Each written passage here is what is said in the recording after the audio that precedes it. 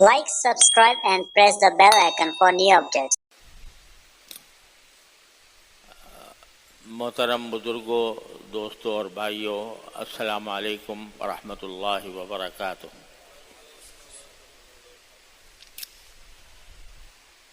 अल्लाह तआला जलालुहु का फजल व करम है कि उसने हमें ये शाबान का महीना अता फरमाया, जिसको रमज़ानुल मुबारक का मुक़द्दिमा कहा जाता है। और जैसा कि पिछले जुमा में मैंने अर्ज़ किया था, रसूल करीम सरवर दो आलम सल्लल्लाहु अलैहि वसल्लम इस महीने में बकसरत रोज़े रखा करते थे। और इसकी जो 15वीं शब है, जो इंशाअल्लाह आज मगरिब के बाद से शुरू होने वाली है, उसको अल्लाह जल्ल जलालुहु ने खुसूसी बरकत की रात बनाया है। और इस रात में अल्लाह तबारक व तआला की बारगाह में हाजिर होकर ज़्यादा से ज़्यादा इबादत करना, ये बहुत मुजिब अजर व सवाब है। इस मामले में हमारे मुआशरे में कुछ इफरात व तफरीत पाई जाती है। कुछ हजरात वो हैं जो ये कहते हैं कि शब बारात की फजीलत की कोई हकीकत नहीं, और मसलन अगर आप सऊदी अरब जाएं इस ज़माने में, तो वहाँ न सिर्फ ये कि इस रात में जागने का या इस रात में खुसूसी इबादत करने का कोई एहतमाम नहीं होता, बल्कि इस बात की तरदीद की जाती है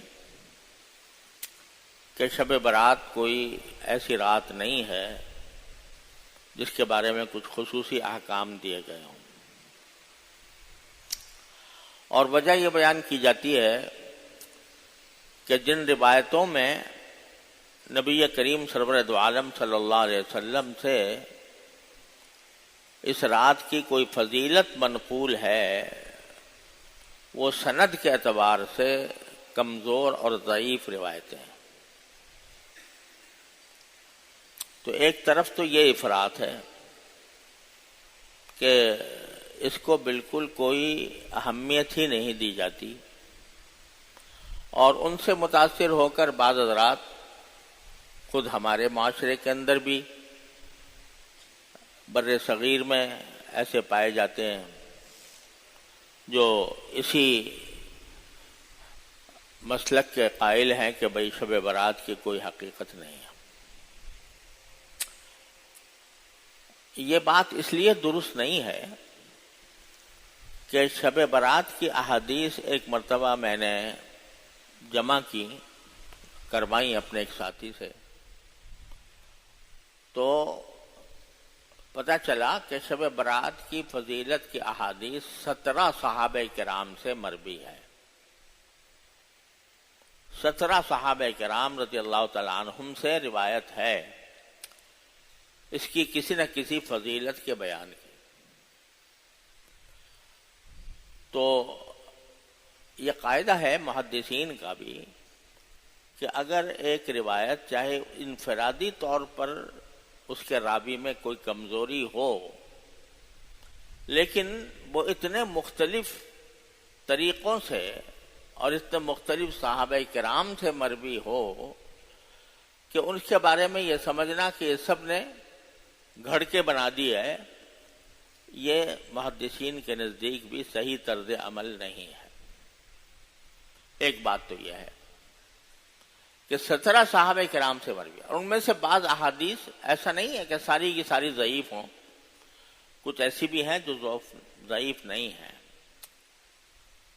और दूसरी बात यह है कि एक کسی بات کے اوپر اگر امت کا تعامل چلا آتا ہے، یعنی صحابہ و تابعین کے دور سے لوگ اس کو اہمیت دیتے رہے ہوں اور اس پر عمل کرتے آئے ہوں، تو محض اس وجہ سے کہ بھئی اس کی سند ضعیف ہے اس کو رد نہیں کیا جا سکتا۔ اس لیے یہ بات تو غلط ہے کہ شب برات کی کوئی فضیلت نہیں، کوئی اہمیت نہیں، یہ بات تو درست نہیں ہے۔ البتہ لوگوں نے اس کے اندر کچھ اپنی طرف سے چیزوں کا اضافہ کر دیا۔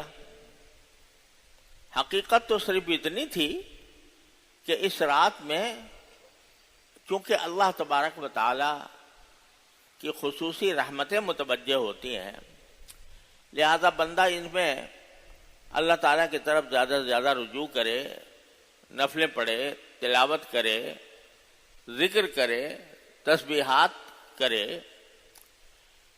تو یہ تو بات بالکل اپنی جگہ درست تھی۔ لیکن بعض لوگوں نے اس کو آگے بڑھا کر اس میں کچھ اعمال تجویز کر لیے اپنی طرف سے، جو نہ قرآن میں، نہ حدیث میں، نہ صحابہ کرام کے عمل میں، نہ امت کے تعامل میں، ایسی چیزیں اپنی طرف سے بڑھا لی۔ مثلا ایک زمانے میں پہلے یہ ایک رواج ہو گیا تھا کہ اس رات میں خاص نماز پڑھی جاتی تھی، اس کا خاص طریقہ تھا، اس کی خاص رکعتیں تھیں، اور یہ کہا جاتا تھا کہ بھئی اس قسم کی نماز پڑھنی چاہیے شب برات کے اندر۔ کوئی خاص نماز اپنی طرف سے بنا کر شب برات کا اس کو لازمہ یا خاصہ قرار دے دیا گیا تھا۔ حالانکہ جیسا میں نے ابھی عرض کیا 17 احادیث ہیں شب برات کی فضیلت میں، ان میں سے کہیں بھی کسی بھی حدیث میں کسی نماز کا کوئی خاص طریقہ تجویز نہیں کیا گیا کہ بھئی اس خاص طریقے سے نماز پڑھا کرو۔ تو یہ ایک بدعت پیدا ہو گئی۔ بدعت کس کو کہتے ہیں؟ بدعت کے معنی یہ ہے کہ ایک چیز جو نہ قرآن نے حکم دیا، نہ رسول کریم صلی اللہ علیہ وسلم نے حکم دیا، نہ آپ نے اس پر عمل فرمایا، نہ صحابہ کرام نے اس پر عمل فرمایا، اور اس کو یہ سمجھے کہ یہ بھی ایک دین کا حصہ ہے، دین کا حصہ بنا کر اس کو دین میں شامل کر دیا، اس کا نام ہے بدعت۔ تو یہ جو خاص طرح کی نماز بنائی گئی یہ من گھڑت تھی، خود اپنی طرف سے بنا لی گئی تھی، اس کا کوئی ثبوت نہیں تھا۔ اور نماز بھی کہ جو نماز جو باعث اجر و فضیلت ہوتی ہے وہ ہے جو عام قاعدوں اور اصولوں کے مطابق ہو، کہ بھئی اس میں مثلا 4 رکعتیں ہوتی ہیں تو 2 رکعتوں کے بعد بیچ میں بیٹھا جائے، پھر تیسری رکعت اور چوتھی رکعت بعد میں ادا کی جائے۔ رات کی نماز میں رسول کریم صلی اللہ علیہ وسلم سے جو زیادہ واضح طور پر بات منقول ہے وہ یہ کہ 2 رکعتیں کر کے پڑھی جائیں۔ کوئی 4 پڑھ لے تو کوئی حرج بھی نہیں ہے، ناجائز بھی نہیں ہے، لیکن سنت یہ ہے کہ 2 رکعتیں کر کے پڑھے۔ اب اس نماز میں ایک لمبا سلسلہ قائم کر دیا گیا تھا، اور اس میں خاص صورتیں متعین کر دی گئی تھیں کہ بھئی فلاں رکعت میں یہ صورت پڑھو، فلاں رکعت میں یہ صورت پڑھو، وغیرہ وغیرہ۔ تو یہ سب اپنی طرف سے دین میں اضافہ کر دیا گیا، اسی کا نام بدعت ہے۔ تو ایک تو یہ بالکل لغو بات ہے اور اس کا کوئی ثبوت نہیں ہے۔ الحمدللہ اب ہمارے معاشرے میں اس کا رواج نہیں رہا، لیکن ماضی میں فقہاء کرام نے اس کا ذکر کیا ہے اور اس کی تردید بھی کی ہے۔ اسی طرح بعض لوگوں نے اس رات کے اندر کوئی خاص کھانا پکانے کو بھی ایک لازمہ سمجھ لیا کہ حلوہ ضرور پکے گا شب برات میں. اگر حلوہ نہ پکا تو شب برات ہی نہ ہوئی. اب اس کا کوئی دور دور کہیں اس کا تصور نہیں ہے کہ بھئی کوئی خاص قسم کا کھانا شریعت نے آپ کے لیے مصنون کر دیا ہو کہ بھئی یہ خاص قسم کا کھانا پکایا کرو یا کھایا کرو یا ایک دوسرے کو بھیجا کرو.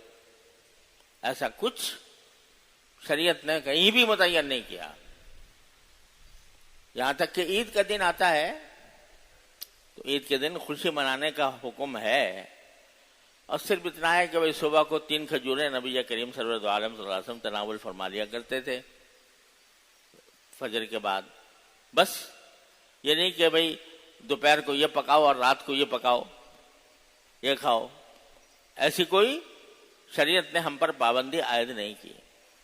تو اپنی طرف سے یہ بنا لیا گیا اور بنا کر اس کو شب برات کی ایک سنت قرار دے دیا گیا کہ شب برات کا ایک لازمی حصہ ہے، شب برات کی لازمی سنت ہے کہ حلوہ پکایا جائے اور وہ اس کو بھیج رہا ہے وہ اس کو بھیج رہا ہے، تبادلہ ہو رہا ہے حلووں کا. تو اس کو ایک طریقہ بنا لیا گیا جس کی کوئی اصل نہیں، اور ایک لوگوں میں یہ بھی مشہور کر دیا گیا فضول جس کی کوئی اصل بھی نہیں ہے. مشہور یہ کر دیا گیا کہ نبی کریم سرور دو عالم صلی اللہ علیہ وسلم کا دندان مبارک شہید ہوا تھا تو اس موقع پر آپ کو نرم غذا کھانے کی ضرورت تھی، لہذا حلوہ آپ نے تناول فرمایا تھا. اب اس کا کوئی جڑ بنیاد نہیں ہے اس بات کی.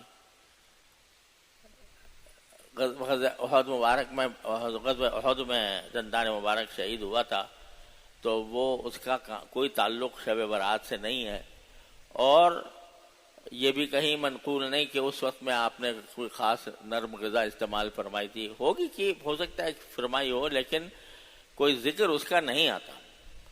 تو ایسی فضول جھوٹ موٹ روایتیں گھڑ کر کسی چیز کو معمول بنانا یہ بھی شریعت کے مزاج کے خلاف ہے، اس کی بھی کوئی اثر نہیں.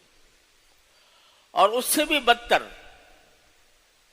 جو رواج پڑ گیا، اللہ کا شکر ہے اب اس میں کمی آ رہی ہے کہ بھئی اس میں آتش بازی کی جائے،